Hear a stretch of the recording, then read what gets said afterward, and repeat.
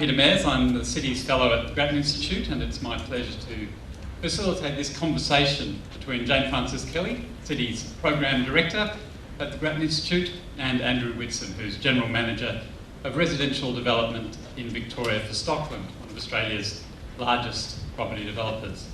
And they'll be discussing this report, Tomorrow's Suburbs, the latest report from the Cities Program at the Grattan Institute.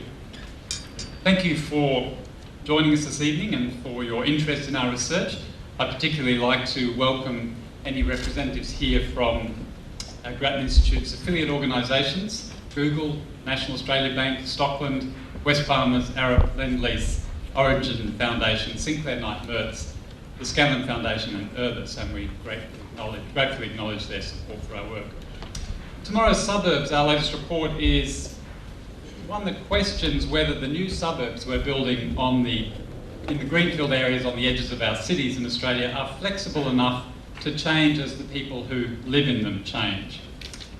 The report makes some recommendations for improving the flexibility of suburbs, the future flexibility of suburbs, and to help discuss and critique the report at this event, we wanted to have someone with a wealth of experience in residential property development. And that's why we turned to Andrew Whitson, who's worked for Stockland not just in Victoria but also in Queensland. He oversaw the development of master plan communities there, such as North Lakes in Brisbane and North Shore in Townsville. Before that, Andrew worked, he was responsible for the development of Greater Springfield as an edge city of Brisbane. The report itself, Tomorrow's Suburbs, was written by Jane Frances Kelly and by Senior Associate at the Grattan Institute, Peter Braden. Peter's also here with us this evening, and we might pass the microphone to him later on during the discussion. The format for this evening will be that Jane Frances is going to run through some of the key aspects of the report. I'm going to ask her a few questions about the report, and then we're going to invite Andrew to critique the report and offer his perspectives from industry, and then a bit of discussion between the two of them before we invite comments and questions from you in the audience. And we will have a roving microphone, and I'll ask that you wait for the microphone to reach you, because we are streaming this event over the internet, so there'll be people who want to hear what you say, and also we record it for our website, and if you speak in the microphone, then people can hear the questions.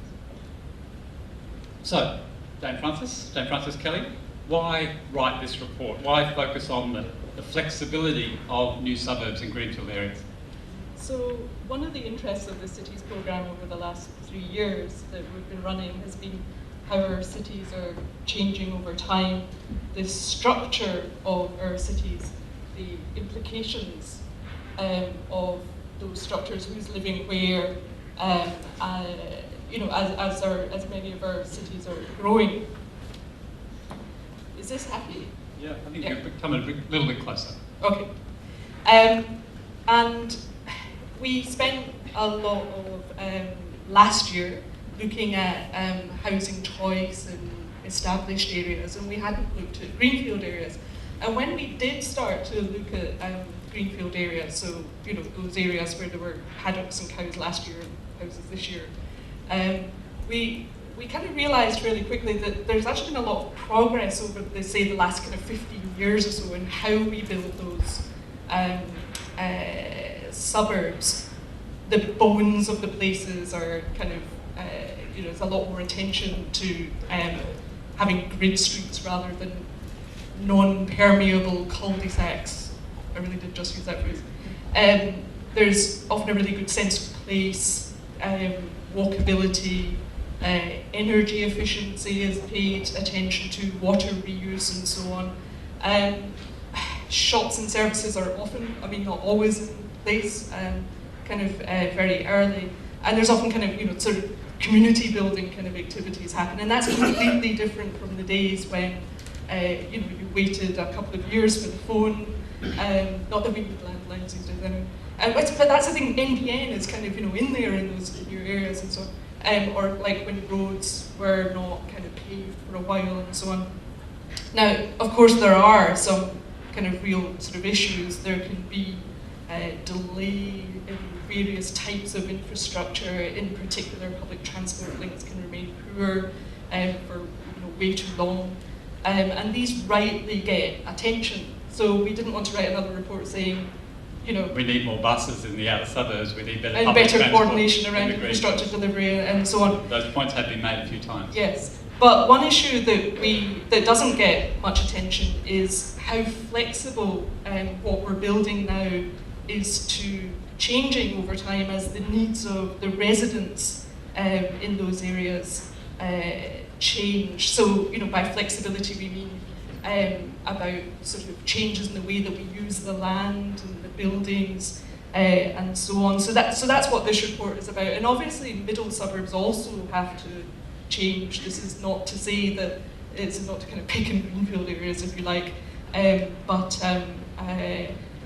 as I said, we looked at that last year. But why worry about flexibility? I mean, why does it matter? It's not something we've worried about particularly in the past when we're worried about the future flexibility. I mean, as you say, the focus for the developers is on the families moving in there now and making sure there's a primary school for the kids and there's childcare and there's access to a park and an oval and that sort of stuff. And as I say, we've got much better at responding to the immediate needs of the initial residents, but we were really struck by how demographics the mix of people living in an area can change really quite radically, within a generation, and in a way that's completely unpredictable.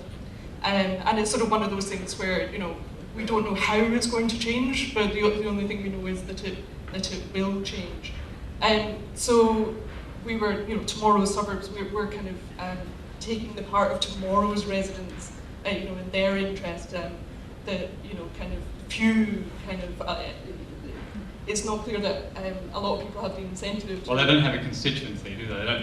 They don't vote or buy houses in the developer. Yeah, government electoral cycles are much shorter than a generation.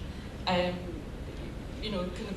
of most developers are kind of out of an area long before that has changed.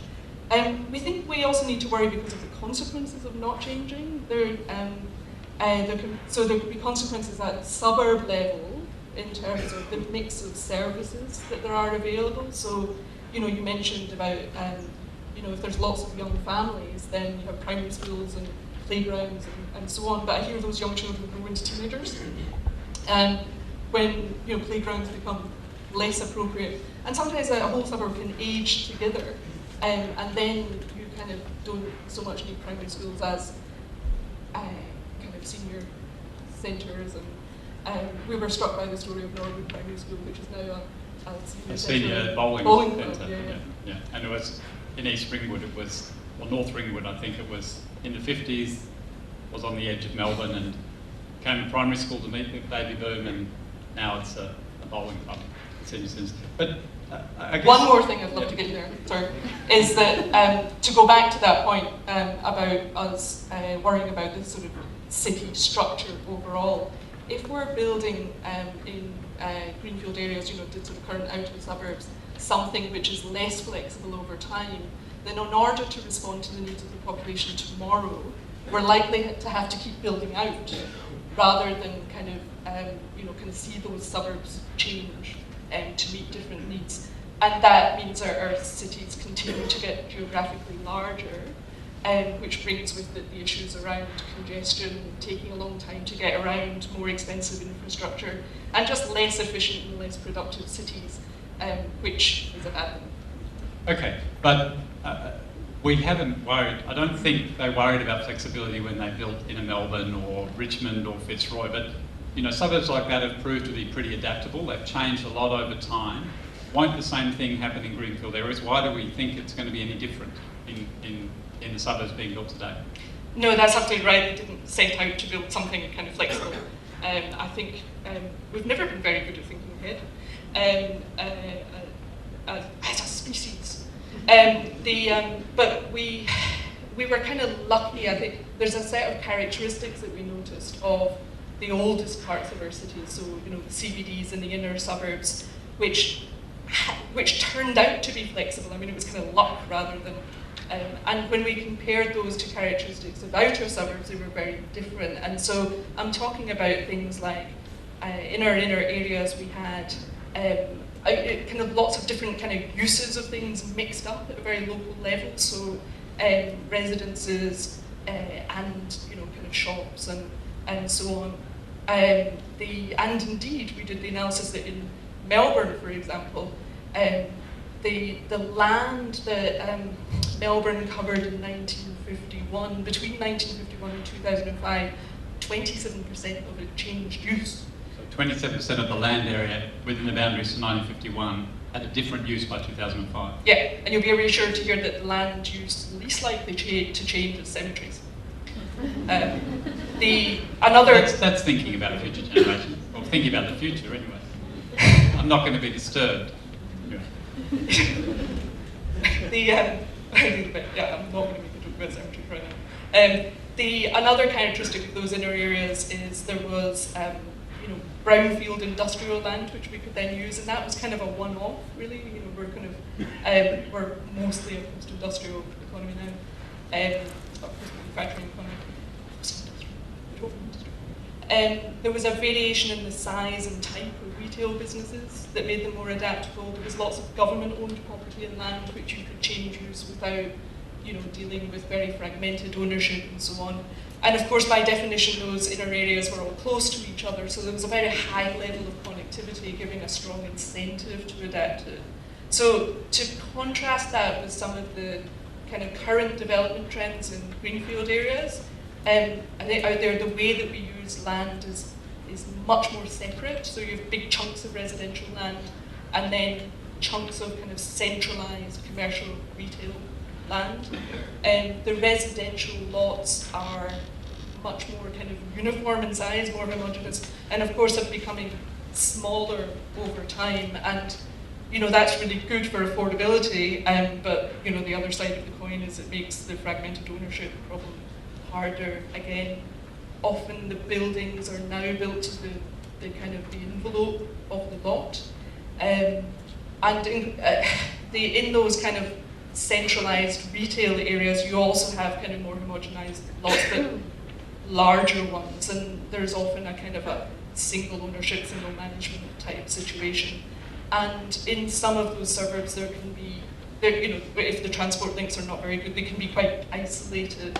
And that can last too long sometimes, so there's very weak connectivity. And so the overall argument is they'll be harder to change than the inner city was. And we'll get Andrew Whitson's response to that analysis shortly. We don't have time to go through all the report, but I want to pull out a couple of the recommendations and get you to talk about them, Jane Francis. First of all, in relation to land, so the report looks at land and buildings, looks at connectivity, so around transport and walkability and things like that. It looks at regulatory issues, so things like zoning. But let's look at land. What are the proposals in the report in relation to the land? So what we've tried to do in our recommendations is to make practical suggestions that don't cost too much today, so that they're kind of realistic, as it were, and don't kind of require the entire development model to change, but which free up options for the future. So I'll talk about, we thought a lot about how do we free up some land to use for different things. So we know that in the middle... So land in a greenfield area that you think, well, in the future we might want to do something different with. Yeah. How are we going to make it happen if it's all residential housing or centralised retail centre or whatever? Yeah, if it's all kind of, or a park or a... locked into a particular use. So, we know that in the middle suburbs, developers, many developers have told us that one of the biggest barriers to providing more housing choice in established areas is getting parcels of land that are large enough to kind of do something with, as it were. And in our newest suburbs with smaller lots, we think that'll be even harder. So we've suggested that in some designated parts of greenfield suburbs, there should be an option that after 25 years, if there's an offer to buy a number of lots together and 90% of the neighbours agree, that the sale should go ahead. So the 10% who don't want to sell, bad luck, that's essentially that. Yes, and obviously you would only ever get 90% of agreement if there was an extremely attractive offer. So the other way of putting that is that you're 9 times more likely to be in the 90% noticing one of your neighbours preventing you from getting really over the odds for the sale of your individual house. And so this is like what's done in some countries around strata titling, so that you can't have one person preventing a whole block of flats being redeveloped when it needs redevelopment, when a lot of other people want redevelopment and so on. But I mean, does this apply to all greenfield areas, or how do who does it actually apply to, and when does it get implemented? No, it's just some designated areas, and the option doesn't mature for 25 years. But you'd know when you bought the initial house. Oh, absolutely. Yeah. So people are saying, do you think that this should be applied in established areas as well? And it's like, no, of course not, because they will not clear when. I don't want to say more about that right now, because I'm sure people will be interested in talking about it. And yes, I have seen the council we can anticipate one of the questions. The other thing about land that we recommend is that about town centres. So we do understand why it's important to have an anchor tenant in early years and so on. But if you have a kind of sort of a large building or set of buildings that are surrounded by kind of car parking, it's harder to change those buildings over time. And it's also hard for local startups, businesses, if you like, to negotiate with a kind of a large national single management, lovely as people at Stockland are, obviously. But you tend to get the franchises and the bigger chains coming in rather than, say, a local ethnic food shop or something like that from a local business. Yeah. Now, in the initial years, the catchment is not necessarily big enough to support a lot of initial businesses. So what we're suggesting is that in the streets adjacent to that retail centre, there should be a mix of buildings, which can be residential in the early years, a mix in terms of size and type and so on, and that are separately owned, which are built deliberately so that they are oriented towards the street, which kind of makes it more more appropriate for development into another business. So I could potentially turn my house into a cafe or a doctor's surgery. I mean, when I go to my GP for a checkup, she's in a family home, which is now the surgery of 2 doctors and a manipulative physiotherapist, as Sign says. Well, that brings us to, I suppose, another aspect, and I want to come to Andrew in just a sec, but another element in the report, which is around regulatory issues, because of course if you're going to have people change their residence to a cafe or some other kind of business, that's going to depend on zoning rules and other things like covenants and so on. So what does the report have to say about that sort of stuff? Yeah, that's right. Even if you have a situation where you can make some of the land more flexible and have more adaptable buildings and so on, there might still be kind of rules that kind of prevent things happening. So on zoning, we're essentially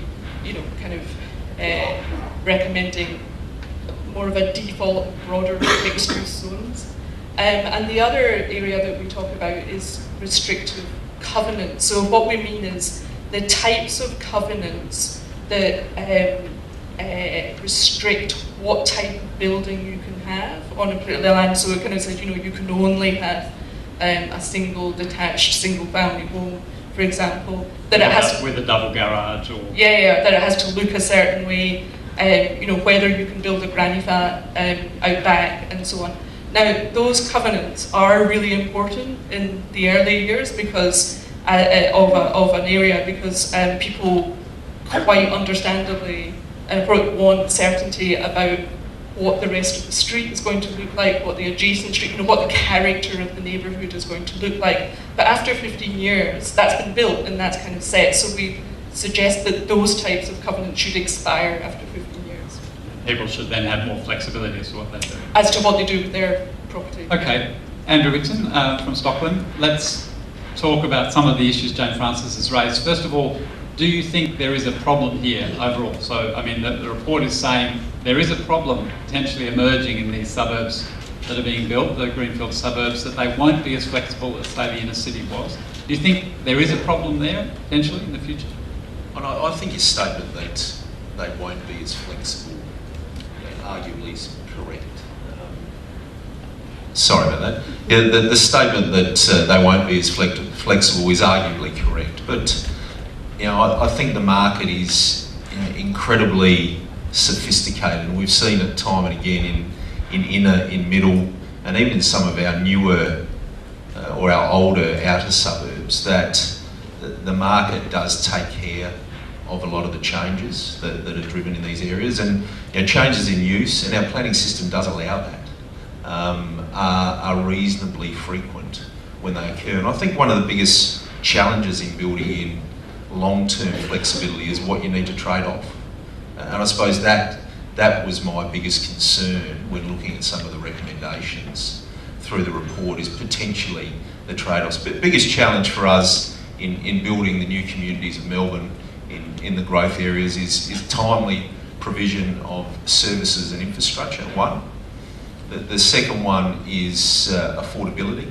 We continue to see, particularly over the last couple of years, some real challenges in that affordability space as prices are driven up through bushfire regulations, energy efficiency, carbon tax, infrastructure charges, all driving up the price of housing.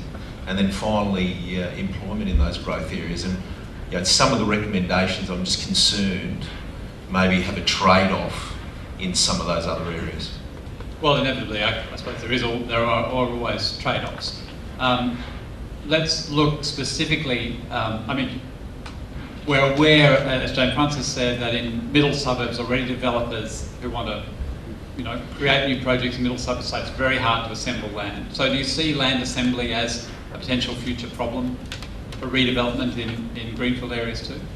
And I think the sort of timeframes that you're talking about with some of these big demographic changes are really in the decades that they're going to occur. And no doubt, land assembly can be a challenge, and you've got to make the commerce stack up for that to occur. How can it be facilitated more easily? And I think there is a role for government in here. We've seen it occur in Victoria and other states where groups such as the land comms can come in and assist with amalgamation of major parcels. But also on the growth areas, there's access to some pretty broad-ranging employment land. And also you talk about schools. We see in those middle rings now that there's several hundred schools that are arguably surplus to requirements. So there are opportunities for those changes to occur, and I think they will with market force, because clearly the way we live, the way we shop, the way we work, particularly with technology, is changing rapidly. So let's look at a specific proposal from the report, which is the idea of the joint sale option, the 90% option. If 90% agree, then the whole parcel goes. Is that something Stockland would, welcome? I think you'll find that you'd get a fair bit of pushback from purchasers initially, and you arguably would create a little bit of a two-tiered market where that requirement. But if that made some houses a bit cheaper, that wouldn't necessarily be a bad thing, I guess, on the affordability. Oh no, but it does come back to the overall commerce. We're in a world where capital is global, and if you can't make a reasonable return, then development doesn't proceed. So do you end up quarantining those areas? You end up getting a fragmentation of uses. Do you end up getting infrastructure further dispersed, which is some of the challenges in creating these suburbs early and creating a sense of place early. We don't want people to be living in these new suburbs in the old residential subdivisions. We want them to have a sense of place, and we want them to have a sense of place from day one. The report identifies, we've talked, Jane Francis talked about retail areas and town centres and so on. And the report does identify a kind of trend towards centralisation or concentration of retail areas, and the big change, as we said, coming in, and the lack of opportunity for local business to grow kind of organically. Do you see that as a problem, and do you think the proposals to allow town centres or shopping areas to spread into residential areas is a viable one? Yeah, I think your hybrid model that you talk about in the report has some merits. But if you look at how town centres evolve, traditionally what we're able to do with securing an anchor with a specific use in a location within a catchment, then an anchor tenant is prepared to go there early. And particularly our big two supermarkets will go in to growth area communities early to secure a location. So what's the benefit of that? We get the facilities and services there in a more timely manner. And that's one of the challenges in having too broader zoning, and the default mixed use zone I felt was too broad. Your hybrid solution where you had specific frontages around the town centre that could be mixed use over time, I think will benefit.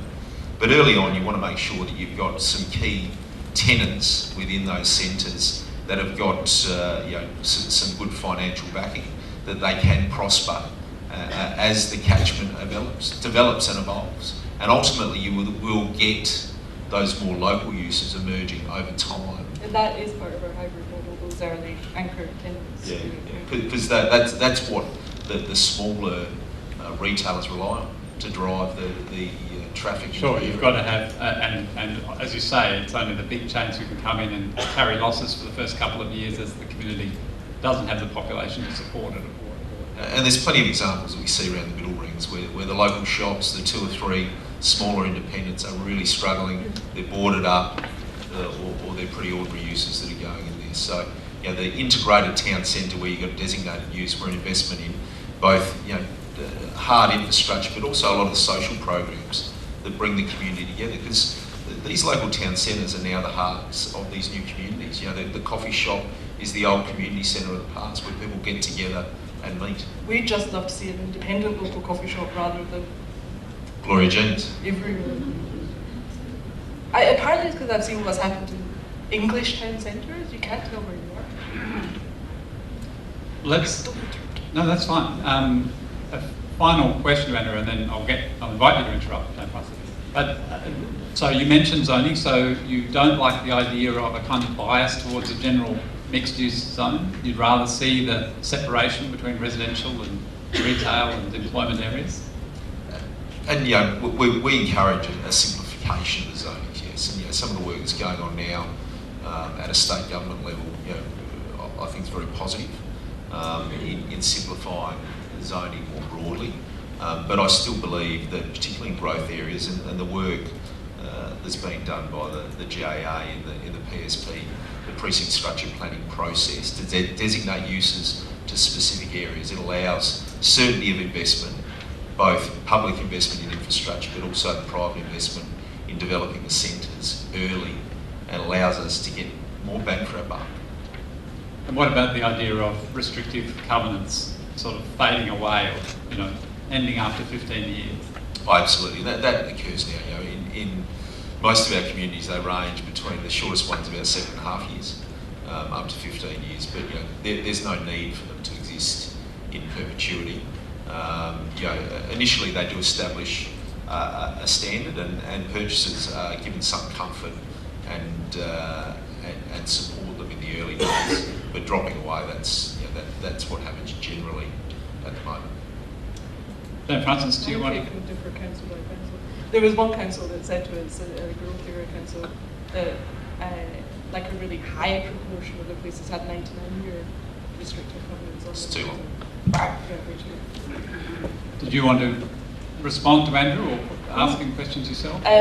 So the thing about sort of like the in middle suburbs things are changing. I mean, really our work last year, one of the main kind of points of it was that we kind of found that it's not changing anywhere near like in pace with the demand for change. So there's a huge mismatch between our preferences for housing, or the way that we want to trade off type of housing and location, and the largest kind of gaps between what we want and what we have as in middle suburbs. And we identified a whole series of barriers in the way that the market works. So it's really quite a distorted market from a whole range of perspectives that we talked about in the housing we choose. And so I don't agree that in the middle suburbs that it is changing kind of according to demand that the market's working. I think the market isn't working, and we made a series of recommendations for kind of having it function better to respond to demand. And so your point is you see that problem being likely to be even worse in the greenfield area. So just get Andrew to respond to that. One of the big challenges in the middle ring suburb and the inner ring at the moment, there's plenty of zone sites. The challenge is making them commercially viable, particularly from a point of view when you look at construction costs. The ability for us to deliver product in that middle ring suburb that purchasers want at a density that we need to achieve is very difficult. Or and that's despite one of the big housing challenges. choices that people want to have. I think that was pulled out in your report. Yeah, that the cost of going particularly above 6 stories is a big challenge, and it prevents us from delivering a product in the middle and inner ring that the purchasers want at a price point that they're prepared to pay. And indeed land identification and aggregation, the planning sort of situation, the higher proportion of multi-unit dwellings that end up going to rehab, but also financing practices, which are quite conservative, really. And I would have 2010, if we'd had this conversation, we would have been totally in alignment. Yet today, as we sit here, there is adequate zone land out there to proceed. The problem is finance. Yeah, I guess it's like, there's that whole series of barriers that are just kind of distorting the market and not allowing the market to respond to demand. The other thing I was going to talk about, the kind of initial anchor tenants. I mean that we recognise their role and why they kind of go in. I guess the trade-off is like how long their revenues get protected, in a sense, would be kind of one way of sort of kind of putting, if you have sort of restrictive zoning around it and not allowing other kind of people to come in. So they have to carry losses for the initial years and so on, but it's kind of like what happens kind of 10 years down the track and 15 and 20 years down the track. And the kind of recommendations we're talking about in the report is to kind of make sure that things are kind of free enough at that point to change. And your phrase "pretty ordinary uses" reminded me that I had a really bad fish and chips when I was back in Scotland a couple of weeks ago. But it also just sort of recognised that one person's pretty ordinary use might be somebody else's, local business that reflects the community in a more diverse kind of way. And I think most of the main anchor retailers will support those diverse local uses emerging over time, particularly in some of the configurations that you showed in your hybrid model. We see it in a lot of the some of those mixed-use zonings that have been used around the middle ring suburbs of Melbourne have been very successful, and you look at the uses that emerged on some of the Smith Street and a few of the other areas that have created great diversity and great places for people. And I think there's definitely merit in achieving that, and I don't think you'd get a lot of resistance. I think we're enormously in agreement on this part. It's probably the broader mixed use. We need to kind of make sure that the bones and the configurations and the buildings are adaptable over time, so that when that does happen, it's kind of possible. I want to ask. I'm going to invite questions from the audience in just a second, but I want to ask Andrew another question. One of the other things we talk about in the report is the adaptability of buildings themselves. And so there is a set of guidelines around for the Australian Livable Housing Australia guidelines, and these are for things like if you build a house, you should have a strengthened bathroom wall so that if you need to install a grab rail later on to get in and out of the bath or whatever, that wall is strong enough to support it. You should have corridors and doors of a certain width, so if you need to get a wheelchair or a pram or whatever through those doors, that's possible. Now, as far as I know, as I understand it, there's a time frame of 2020 to achieve those guidelines through self-regulation, the industry doing it itself. Is that fast enough, in your view, Andrew? Because it's much cheaper to do that stuff up front, although it does, of course, add to the cost of construction. But it's, I think in the report it says 22 times cheaper to do it at the beginning rather than to do it all later. And we were one of the groups that were involved in the advisory panel in pulling together those guidelines. And it is part of an education process that we're going through. And in our display villages, we're making it mandatory to get that 20-25% of homes that demonstrate the benefits. I probably would challenge the number in the report, the 870, and I know you got it from $870 is the $870. Yeah, some of the numbers that we had were probably 4 times that in the initial phases, but definitely supporting the need for us to make these, to make the homes that we're producing now more adaptable over time. And it's one of the challenges for the 9 million homes that we've got of existing housing stock today. So should it be happening faster, I guess, do you think? I mean, is 25% of homes enough? Or should it be actually accelerated, this program? I think it's an education process that we're going to go through first to demonstrate the benefit of it, and that's what we're doing at the moment. Through displaying it, we're starting to see it taken up and working towards achieving those targets. I don't think making it mandatory from day one, over and above all the other requirements that are coming in, is necessarily the right approach. So we agree that not making it mandatory from day one is the right approach, and if industry can essentially self-regulate around it, that's a really good thing, but that we should keep an eye on it, and if it's not changing, to potentially mandate it then.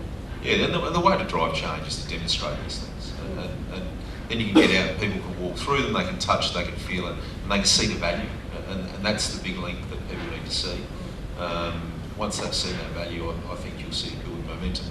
Within a lot of the new communities that we build now, we're building retirement villages, we're building aged care facilities because people want, their parents to be living close to them and nearby. And we're seeing greater demand for all of that, and I think you're only going to see that momentum build over the next couple of years.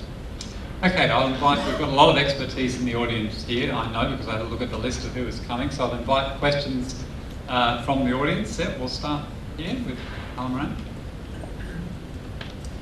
Al Moran from the Institute of Public Affairs. There's kind of a lot of tension always between regulation and deregulation, and that's in the report as well. You seem to be saying we ought to look again at restrictive covenants and various other things, which is, I guess, deregulatory. Although that tends to disappear, I think, in the sort of things that Andrew was saying, where it's a non-issue. But you do raise other matters, like you've just raised now. We need to force people to spend more money on their house to strengthen the walls or to widen them because we're pretty clever and the people buying houses are stupid. So and the market really doesn't. I missed that part of the report. Well, it's the obvious corollary that you know better than somebody else who's spending their own money what it should be spent on. And this really comes down to an issue in the whole report on the zoning and various other matters. We've got 600 or 700 different regulatory approvals that the GAA requires for every house built.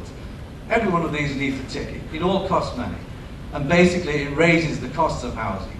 We have great restraints on zonable land, which also raises the cost of the initial cost of a house by anywhere from $50,000 to $100,000 per house, given the fact. So you're coming to a question now, or what? just one? I think it's 1 in 10 over. Right, one. So your question. The question basically is: do you really see your report as improving affordability, or is it basically a direction into shifting housing in a way you think it would be preferable for people?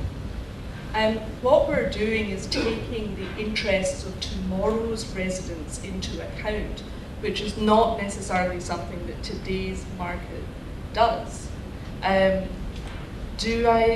Affordability was not the central focus of the report.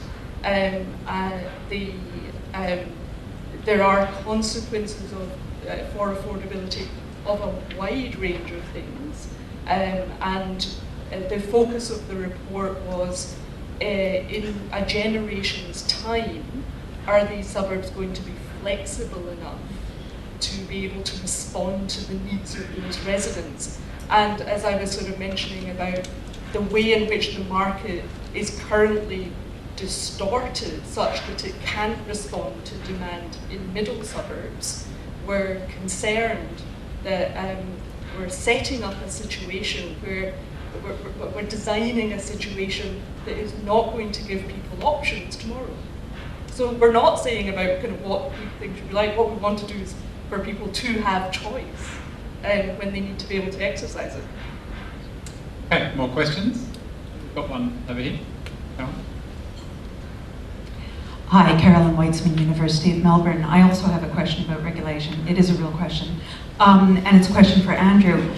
We're talking a lot about horizontal land use mix, but I'm particularly interested in vertical land use mix because I think that's one of the hallmarks of what makes land use transformation relatively easy in inner suburbs. There's a whole bunch of corner stores, former corner stores that have been turned into coffee shops, independent coffee shops, which are informal community centres. Sorry, Carolyn, when you say horizontal versus vertical, you're not talking about building that way and building that way, you're talking about... I'm talking about the lower story of buildings being able to be converted into commercial use, deconverted into residential use. I've seen that model work in outer suburbs, for instance, in the Netherlands, where there's a lot of flexibility about people getting a house, turning their first story into a hairdresser salon, woodworking shop, as well as a cafe, and then being able to convert it back to residential and possibly to unit residential if that small-scale commercial venture doesn't work.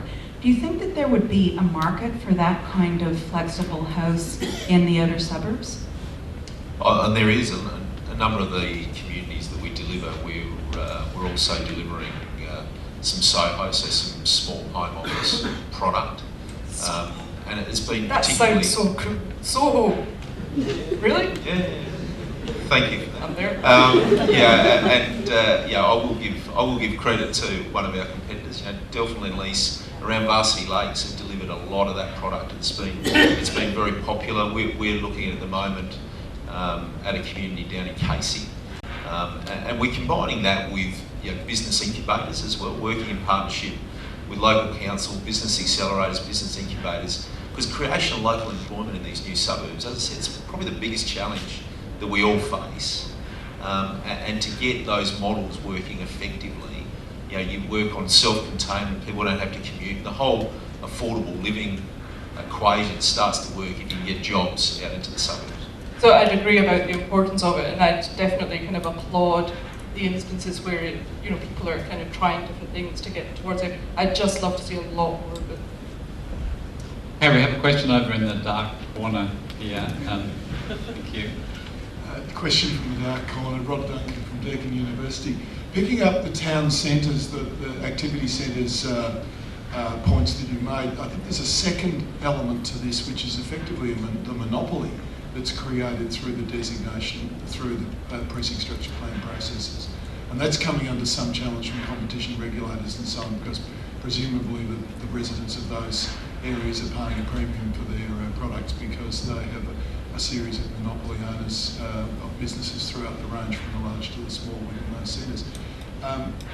Is there a potential here to address that and what you've been talking about in adaptation through some form of progressive mandated dispersal of ownership from the beginning of that? It starts off as a single owned site, but then there is some release of that so that progressively there are a number of different owners of different size sites, and eventually you end up with, something similar to a traditional town centre where there are multiple owners. Some people may want to own the premises that they run their business from.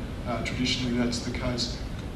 But a mixture of uses, so that diversity and also that competitive thing are built in progressively through those changes, potentially mandated from the beginning as part of the quid pro quo for that potential windfall that comes with the designation.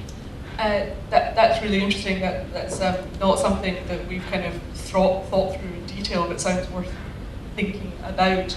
I'll kind of repeat something that somebody said to us just a week before publication, which I found really interesting, which was about who has control of parking that is attached to, say, anchor tenants and so on.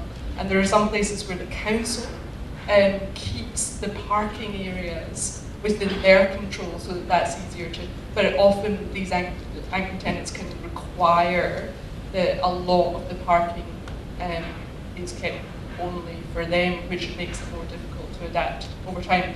That's all I've got on that, but I'm interested in what I think.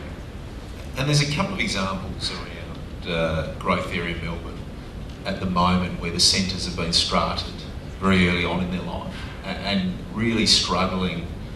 And one that comes to mind is out at Craigieburn, just next to our Highlands community. There's an older town centre there that was a strata title town centre. The challenge you have then is investment of capital by each of the owners to upgrade, to reinvent, to improve that centre, and you're just not seeing it. So the car parking's very fragmented. You've got no coordination of the facilities and the amenity that's provided there. And it's about getting that balance right. You know, some of the middle and inner ring suburbs, the catchments that they're drawing on, you know, far more affluent and a far greater density. And it is getting that balance, I think, between timely delivery and obviously making sure there's a diversity of uses there. You know, where you get that diversity of retailers, that's where you do get that vibrancy, and you start to create, you know, the special places that we see around the, you know, the villages of Melbourne that exist in the inner and middle ring. We have a question here. Rod Keenan, I'm the Director of the Victorian Centre for Climate Change Adaptation Research based at the University of Melbourne. Climate change and the prospects haven't been mentioned so far in the report. Not sure if you gave that much consideration. No, actually, I forgot to mention it.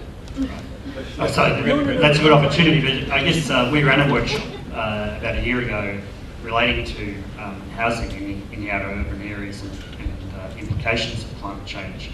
And one of the things that came up there in particular was around affordability and how you factor in the cost of cooling and heating houses into the future, into a current price, so that the market's setting a better price signal around the long-term operating costs of housing as well as the immediate construction costs. So just wondering if you've got any thoughts on that. You're absolutely right that I haven't mentioned it this evening. That was an oversight on my part. I didn't mean to. I skipped that bit of my notes. In the report, essentially what we see is that we kind of focus on demographic change as a kind of a driver of the need to be flexible. We also say that, of course, there are other drivers of change to do with the environment, to do with technological change. The fact that we haven't focused on them doesn't mean that we don't think they're not really important. Partly it was a question of time, partly it's because there's a lot of really good work going on about adaptability in terms of climate change and environment and so on. And, you know, but kind of very little on the kind of things that we focused on. But also we kind of sort of thought, if you can be flexible to demographic change, then by definition, you're flexible. And so you're flexible to whatever challenges come up, as it were. Andrew, I don't know if you want to comment on that at all. I mean, the question is also suggesting that we need to find a way to give the price signals for the cost of living in a place rather than the upfront cost of housing, and that would include things like transport costs if you're further away from where you work and that sort of thing. And is there a way of building those sort of price signals in? So we're talking about affordable living rather than affordable housing, talking about the long term rather than the upfront cost. And we're starting to build demonstration homes that show some of the initiatives that are out there that can lower the cost of living and the payback periods. And you're right, it's got to be communicated to people with the economic benefit. You know, top of people's mind at the moment is cost of living pressures. They can see the energy bill going up. They can see the cost of running 2 cars if they can't get access to public transport. And the way we communicate and educate people when they're at that decision point of building a home is critical, because, you know, they're early stage of the community and they're focused on the bottom number. And and we've got to manage to influence them to make the right decision, because these are legacy issues. You've got housing stock that's sitting there in 9 million homes that we've got to look at a way to make it more energy efficient now. Yeah, I mean, affordability is not the price point of the house and land package. It's a much broader kind of set of things that need to be taken into account. And often, I think the media kind of over focuses on the price point of the house and land package, kind of missing all of the rest of it. Well, I think the banks have a role to play, the banks and lenders, in how they structure it. Just for the record, the response was that banks could have a role in coming up with alternative structures of financing and things like that. Okay, question up here. John Hickman. I started work in Canberra in 1970, and commercial land was made available on the basis of, I think it was 45-year leases. And the present value of $1 after 45 years is not much, but it has given the planning authority in Canberra the capacity to go back and revisit in the longer term. I was wondering whether a developer might be interested in taking the not too much risk around putting commercial land in developing suburbs out there on a leasehold rather than a freehold basis, and retaining the capacity to revisit as the suburb evolves. And the lease may not run to the 45 years, it might be bought out at 30 years. But it gives a point in time where somebody has to consciously think about the future use of the land in question. And I haven't sat there and looked at the Canberra model and the economics behind it, but certainty is a big challenge in investing and getting capital to invest over the life cycle of an asset. And if you look at projects around not only growth area Melbourne, but all over Australia, our project at Lockerbie has got a life cycle of 40 plus years by the time we finish developing what we think will be an edge city there. So there is a long time frame. Is 45 years enough? I don't know, but leasehold structures have worked. It's about getting the terms appropriate so that you can make a reasonable return, because I mentioned it before, capital's global at the moment, and it will go where it can get a return. If you can't fund these projects, they won't progress. Okay, we have time for one more question. Yep, down the front here. Yep, I'll give you my microphone because I'm closer. This is why we heard him. David Racing. This project is completely predicated on the availability of cheap petrol. Have you factored in your research the effects of when the cost of petrol goes up significantly? The cost of petrol is a very important issue, because in areas where there aren't good transport connections that don't rely on kind of private vehicles and petrol prices and so on, that's really important. It brings up something that we haven't had time so far to talk about this evening, which is the importance of what we call connectivity. Is that how easy it is in a particular suburb to access a whole range of things.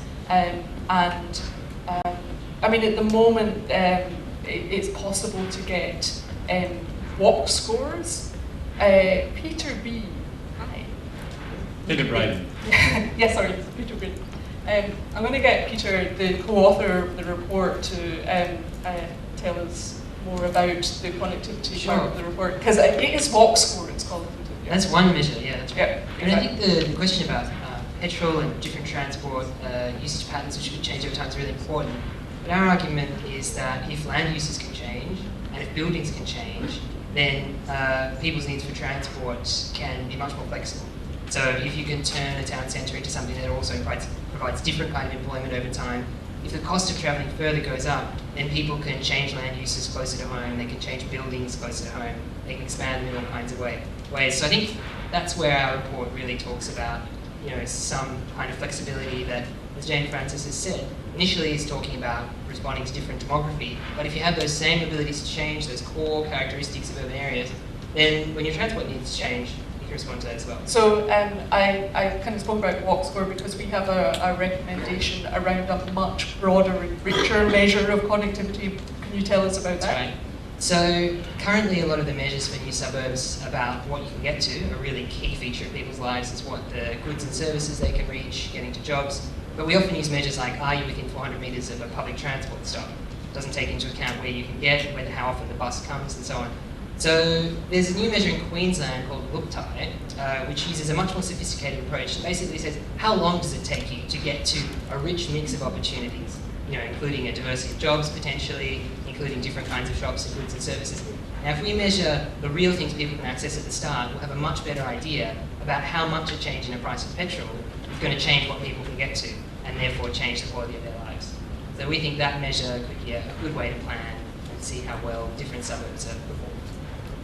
Thanks, Peter. And thank you all for joining us this evening.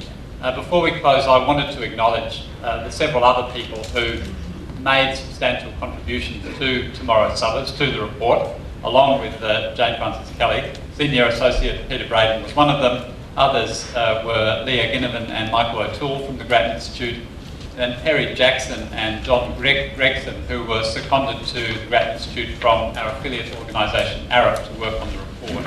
Also, a student intern, Brodie Vine, and we wanted to acknowledge the great contribution they all made. A reminder that you can download the report, Tomorrow's Suburbs, and all our reports from the Grattan website at grattan.edu.au. And you can join our mailing list there if you're not already on it to receive newsletters and updates about events like this and new reports from all our research programs. There is, for example, another event next Monday at 6:30 up the road at the at Melbourne University at the AsiaLink Centre at the Carrillo and the Theatre, looking at the future of carbon pricing and the Australian electricity market. It's a very hot topic, part of one of the events organised by our energy program. And we'd like to thank Andrew. We have a small gift to Andrew to thank him for taking part and helping us discuss this seminar. Thanks again for your attendance, and please join me in thanking Andrew and the